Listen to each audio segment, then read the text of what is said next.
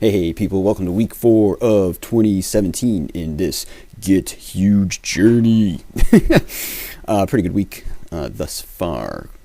Worked on 13 reps of my volume work on Saturday, Sunday, Monday, all my strength efforts. So it's 3 sets of 3 followed by 2 sets of 2.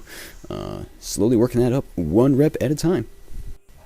Something interesting that happened this week is I actually became aware of a food documentary.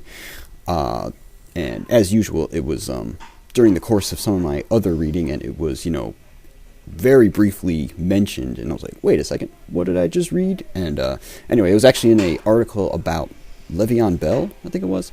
But anyway, it mentioned this food documentary called Hungry for Change, and I was like, ooh, I gotta see if I can find that. And turns out my library had both the book and the video, so I was able to check those out. And I got some things to say.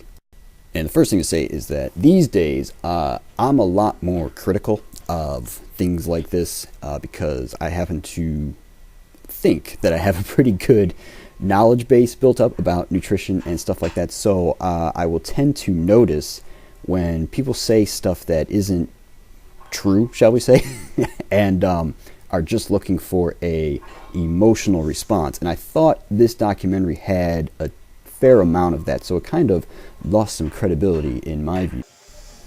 One thing that comes to mind that they said that got me riled up was something to the effect of table salt, tricks you into eating more food. I was like, first off, I don't know if that's true. And second off, you're kind of implying that salt is bad, and you guys know my stance on that. Salt is an essential nutrient. Go try and live without it, and we'll see how you do.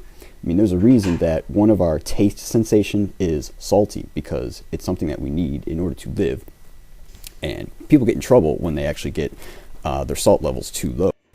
On the flip side, something that they talked about that I had already heard about and was somewhat interested in trying myself is the idea of vegetable juicing, where you take fresh vegetables and you run them through a juicer, which basically removes all the fiber. And so the idea is that all the vitamins actually and minerals and stuff like that stay in the liquid, and you can actually overfeed yourself on good vegetable stuff without having to eat and then the back end deal with all that fiber.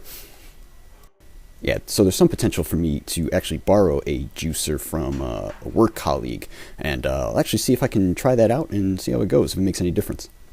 And I will definitely give you guys an update on that as necessary. Hey, speaking of awesome cats, apparently a bobcat escaped from the Washington, D.C. zoo and is on the loose. I'm just waiting for the news reports of finding dead dogs everywhere in the street. I'm like, yeah, kill them dogs, yeah. It was probably hard to see in that last clip of the front squat there, but when I actually came back up to the top, my weight shifted backwards and kind of crunched my mid back area. And so when I woke up on hump day, I was like, ooh, that's a little unhappy back there. However, I always say you need to get in the cage and give it a shot, and as it turned out, managed to hit this 327.5 squat pretty easily, and by the end of the workout, back was feeling pretty good. So like I always say, at least give it a go before you throw in the towel completely on a workout due to something that doesn't feel quite right. Oh, believe it or not, we actually have to do one last thing to close out 2016. I mentioned to you guys at some point that I'd started counting certain reps, like benches over 185 and squats over 275 and things like that. As it turns out, the totals for the year were benches over 185 were 699, benches over 200 were 164, squats over 275 were 572 total. And over 300, we had 77. And bear in mind, those are floors because it wasn't until later in the year that I actually thought of actually doing it. You know what I mean? But since I knew about it at the start of this year, I've been actually keeping some fairly accurate track. And thus far, we've got, we're counting benches over 205 and over 225 this year. So far, we've got 134 reps of over 205, and of those, 21 were over 225. And we're counting squats of 275 and 315. And thus far, we got 82 squats over 275, and 4 of those are over 315. That'll start going up a little faster once my high bars get above 315. And with that, we're finishing up on the god-awful 20 rep set of bench. So we're going to end with mother, the dodeca mother. This is awful. I mean, it just hurt.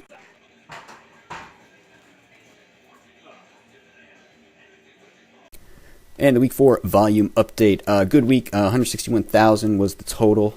Big jump in back volume because I added a rep to each set of my deadlifts, which I do a good 4 days a week. So that is going well. And the 2017 goals update. Pretty standard week. We've passed the 1,000 chin-up mark on the way to 11,000. And we're currently at 612,000 pounds. We're actually on schedule to hit like the first million like 2 or 3 weeks earlier than last year. So that is excellent. And finally, the diet update. Pretty good week this week with counting calories. Got a Super Bowl party coming up. So next week, maybe a little bit of guessing, but that's okay. We're moving up again, like about half a pound a week. That's actually pretty good. Because I would expect that if I'm moving up half a pound now, once the weather warms up and I don't have the cold pulling the heat out of me, that may actually go up even faster. So we're going to stick with this for a while. And on that note, catch you next week. Take care.